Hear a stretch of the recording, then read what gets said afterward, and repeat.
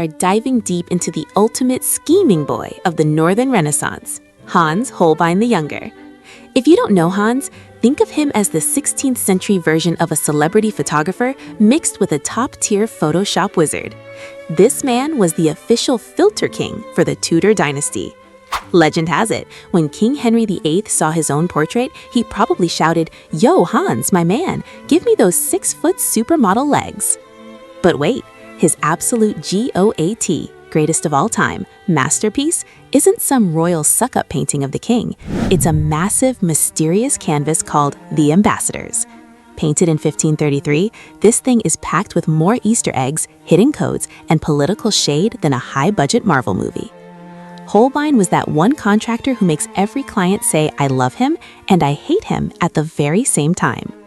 You love him because his skill was basically 4K Ultra HD before cameras existed. Just look at his portrait of Erasmus, the texture of the skin, the reflection in the jewelry, the Greek letters on the book covers. The man was a walking macro lens. But people also feared him because he was dangerously real. One noble lady once complained her portrait wasn't pretty enough, and Holbein, being the petty king he was, decided to paint her husband's pearl necklace so shiny and expensive looking that it completely stole the spotlight from her face. Talk about a passive-aggressive artistic flex. Now, let's break down the main characters. On the surface, this painting looks like two old money bros showing off their massive wealth on Instagram, if Instagram existed in 1533. On the left, we've got Jean de Dinteville. He was the French ambassador to England. Look at this guy. He's only 29 years old, but he's draped in heavy silks, pink satin, and lined with expensive lynx fur. His whole vibe just screams, "I'm rich," in 50 different languages. He's wearing a massive gold chain and holding a dagger that probably cost more than a small house. He's basically the 16th century version of a hype beast influencer. On the right, we have his bestie, Georges de Selve. He's the Bishop of Lavore. Unlike Dinteville, he's wearing more somber, academic robes, but don't let that fool you. That fabric is top-tier luxury. If we zoom in on the book he's leaning on, Holbein left us a little digital metadata. It says 25. That's right, George was only 25 years old. Man, at 25, I was still trying to figure out how to fold a fitted sheet and eating leftover pizza, and this guy was already a bishop running international diplomacy. So these two French friends are hanging out in London on a high-stakes mission. Since they couldn't exactly pull out an iPhone for a selfie at the Tower of London, they hired the best in the business to document their business trip. But as we're about to see, this isn't just a portrait, it's a crime scene of political tension. In the center of the painting, between our two protagonists, sits a two-tiered shelf. Think of this as the ultimate tech bro starter pack of the Renaissance. The top shelf represents the celestial realm, everything to do with the heavens and the stars. We see a celestial globe, various sundials, and complex quadrants used for navigation. To the people of 1533, these instruments were the Silicon Valley tech of their day. They showed that these men weren't just rich, they were intellectuals. They understood the universe. But here's the first bug in the system. Scientists have actually analyzed the celestial globe in the painting, and the stars don't match the actual sky of 1533. It's a deliberate glitch. It's like Holbein is saying, yeah, we humans think we have the universe figured out, but we're actually looking at a map that's upside down. The bottom shelf represents the terrestrial realm, the messy, physical world of humans. We've got a terrestrial globe, a book of arithmetic, a lute, and some hymn books. But if you look closer, this is where the drama starts. Look at the lute. Notice anything? One of the strings is snapped.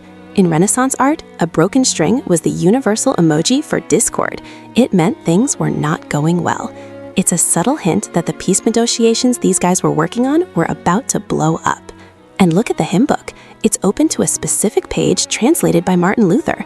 Choosing Luther's text in a painting of a Catholic bishop? That's some serious 16th century trolling.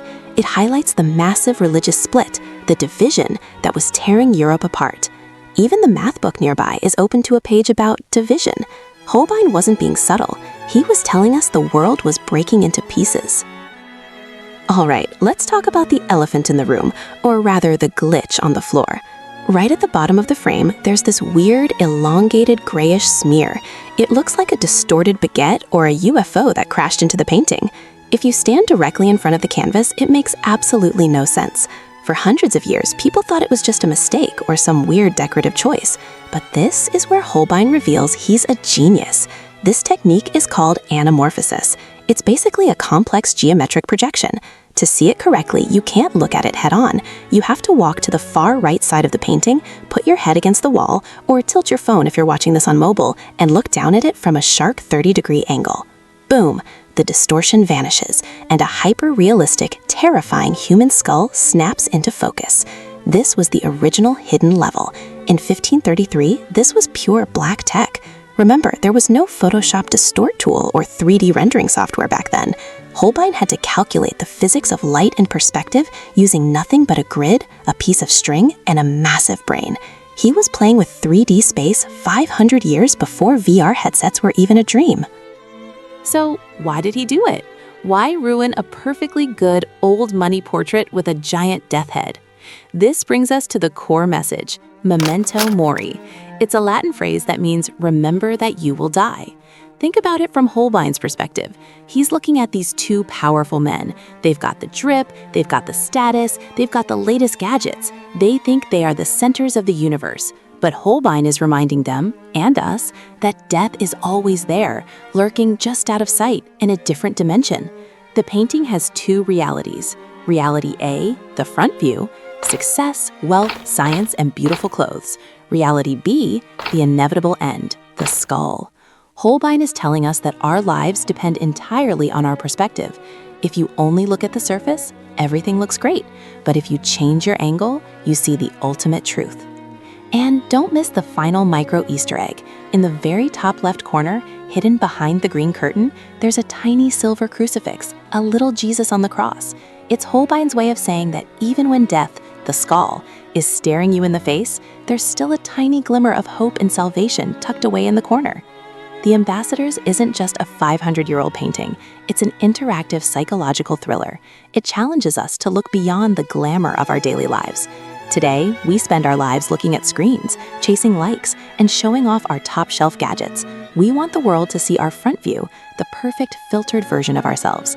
But Holbein reminds us that underneath all the lynx fur and the gold chains, there's a reality B that we can't escape. So next time you feel like you're winning at life, or next time you're stressed about the broken strings in your world, just remember to tilt your head, change your perspective. The truth is often hiding in the angle you're too afraid to look at. Thanks for watching this deep dive. If you want to see more high-def secrets from art history, hit that like button, subscribe, and ring the bell so you don't miss a single masterpiece. And let me know in the comments, if you were going to hide a 3D secret in your portrait, what would it be? See you in the next one.